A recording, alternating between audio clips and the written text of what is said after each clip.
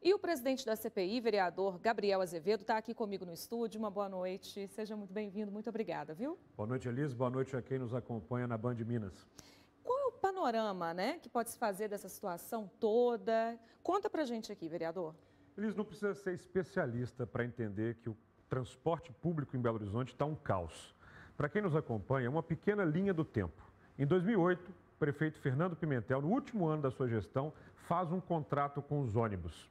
Esses familiares, essas famílias que já exploravam há anos o serviço aqui em Belo Horizonte, se juntam, se aninham num cartel, num conluio, para ajudar a dizer como a coisa ia funcionar. Operam de um jeito tão arrogante que escolhem uma só pessoa para fazer todos os contratos. Esse que, aliás, fugiu da CPI como o diabo foge da cruz. Os contratos e as propostas tinham os mesmos erros de português, foram registrados nos cartórios com intervalo muito pequeno, mesmo sequenciamento. O conluio está bem desenhado.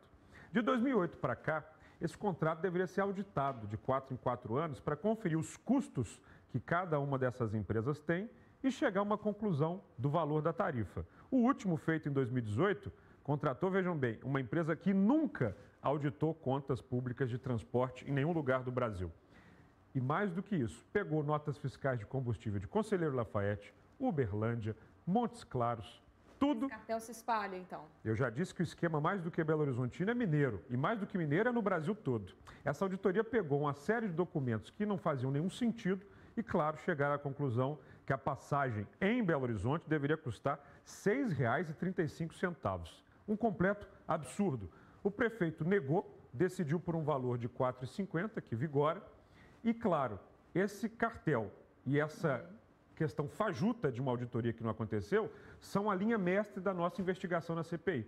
Por muito tempo se ouviu nessa cidade que há uma máfia de ônibus, que há um cartel, mas ninguém teve a coragem e a disposição de investigar. Chegou essa hora. E a força, a gente sabe, é muito grande, Do contrário, não estaríamos nessa situação. O que vai acontecer, então, com esse contrato?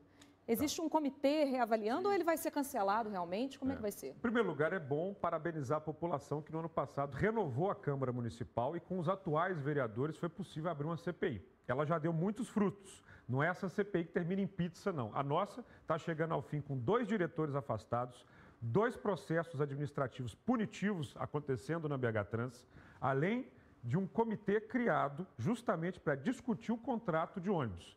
Na minha visão, esse contrato tinha que acabar porque é fruto de corrupção. Sabemos que esses empresários têm advogados, têm um sistema jurídico, muito apoio e talvez levem isso para a justiça. E aí a gente fica muito tempo discutindo e a vida do cidadão, como aquela senhora que estava na lataria reclamando, não muda. Como o meu interesse é que essa cidade melhore, nós estamos repactuando o contrato. Em que sentido? Para que o pobre pare de pagar para pobre, que é o que funciona hoje no ônibus. Cada passageiro pagando por passageiro, tentando um modelo de quilometragem. Tentando também um formato de subsídio, porque sem subsídio essa cidade não vai a lugar nenhum. Imagina se o lixo que é recolhido na casa das pessoas, cada um pagasse pelo recolhimento que teria. Você não tem um sistema funcionando. Então isso tem que avançar. E a BH Trans pode acabar com isso? A BH Trans precisa acabar. Parte do problema, se estabeleceu em Belo Horizonte, é que esta máfia com empresários contava com muitos apoiadores lá dentro do sistema.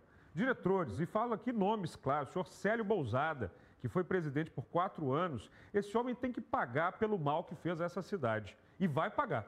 Ou seja, a BH Trans ela se tornou uma empresa corporativista que pensa muito mais em quem está trabalhando lá dentro do que na cidade. E aí eu formulei com outros colegas vereadores um projeto de lei que cria uma superintendência de mobilidade ligada ao planejamento urbano. Sempre bom lembrar que o trânsito também é resultado da ocupação da cidade. Ou seja, se você não tem um belvedere que surge de uma vez, você não vai ter uma Nossa Senhora do Carmo ocupada. E esse projeto de lei, que cria a superintendência e fecha a BH Trans, vai ser votado no primeiro turno, no dia 13 de setembro. Pois é, e pessoas podem ser iniciadas mesmo, presas também, como o senhor chegou a falar, porque a gente está falando de pessoas com muito poder. Então, de fato, isso pode acontecer ou não? O papel da Câmara Municipal não é ser o poder judiciário.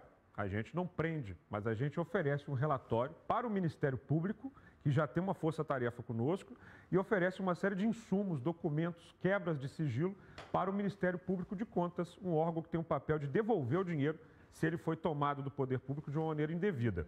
Vamos oferecer um relatório nos próximos dias, inclusive, falo aqui com exclusividade à Band Minas, pedindo indiciamento e até possivelmente a prisão de algumas pessoas que sacanearam, porque não tem outra palavra, sacanearam essa cidade, sacanearam principalmente as pessoas muito pobres que têm que se esmagar nos ônibus no horário de ruas lotadas, ônibus completamente fora do horário. Isso tem que chegar ao fim. Não vai melhorar da noite para o dia. Eu seria muito irresponsável de estar dizendo aqui para Belo Horizonte que amanhã tudo fica bem, mas se não tem coragem para começar esse trabalho, aí é que não muda nunca.